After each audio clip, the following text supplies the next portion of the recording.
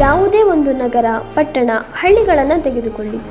ಅಲ್ಲಿ ವಾಸ ಮಾಡಲು ಉತ್ತಮವಾದ ವಾತಾವರಣ ಮುಖ್ಯ. ಮೂಲಭೂತ ಸೌಕರ್ಯ ಎಲ್ಲದಕ್ಕಿಂತ ಮಿಗಿಲಾದದ್ದು.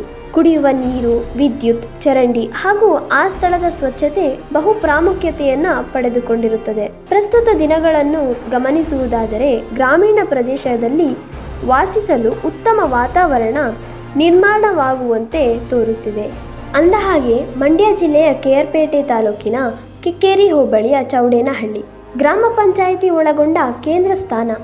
ತನ್ನ ವ್ಯಾಪ್ತಿಗೆ ಬರುವ ಗ್ರಾಮಗಳಿಗೆ ಮಾದರಿಯಾಗಬೇಕಿದ್ದ ಚೌಡೇನಹಳ್ಳಿ ಗ್ರಾಮ ಪಂಚಾಯಿತಿ ಕಾರ್ಯಾಲಯದ ಎದುರು ಇರುವ ಚರಂಡಿ ಸ್ವಚ್ಛಗೊಳಿಸದೆ ಗಬ್ಬೆದ್ದು ನಾರುವ ಚರಂಡಿಯ ಕೊಳಚೆ ನೀರು ಜೊತೆಗೆ ಮಳೆ ನೀರು ಮಿಶ್ರಗೊಂಡು ಅಧ್ವಾನ ವ್ಯವಸ್ಥೆಗೆ ತಲುಪಿರುವ ರಸ್ತೆಯ ಮೇಲೆ ಮಿನಿ ಕಾಲುವೆಯ ರೀತಿ ತಗ್ಗು ಪ್ರದೇಶ ಮಳೆಗಳಿಂದ ಹರಿದು ಗ್ರಾಮದ ಮುಗ್ಧ ಜನರ ಜೀವನದ ಜೊತೆ ಸ್ಥಳೀಯ ಜನಪ್ರತಿನಿಧಿಗಳು ಹಾಗೂ ಬೇಜವಾಬ್ದಾರಿ ಅಧಿಕಾರಿಗಳು ಕಾರ್ಯವೈಖರಿಗೆ ಕೈಗನ್ನಡಿಯಾಗಿದೆ ಎಂದು ಗ್ರಾಮದ ಪ್ರಜ್ಞಾವಂತರು ಕಿಡಿಕಾರಿದ್ದಾರೆ.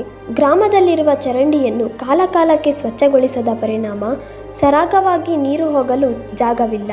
ಏಕಾಏಕಿ ದೊಡ್ಡ ಪ್ರಮಾಣದಲ್ಲಿ ಮಳೆ ಬಿದ್ದ ಹಿನ್ನೆಲೆ ನೀರು ಚರಂಡಿಯಲ್ಲಿ ಹೋಗದೆ ಅದರೊಳಗಿನ ಮಲಮೂತ್ರದ ಗಲೀಜಿನೊಂದಿಗೆ ರಸ್ತೆಯಲ್ಲಿ ಹರಿಯುತ್ತಿದೆ ಎಂದು ಆರೋಪಿಸಿದ್ದಾರೆ.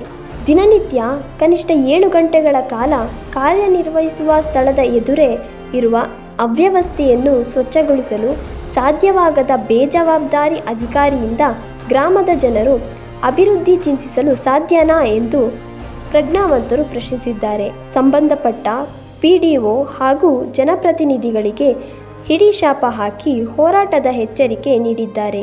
ಸುದ್ದಿಯೊಂದಿಗೆ ಮನು ಮಾಕವಳ್ಳಿ, KR.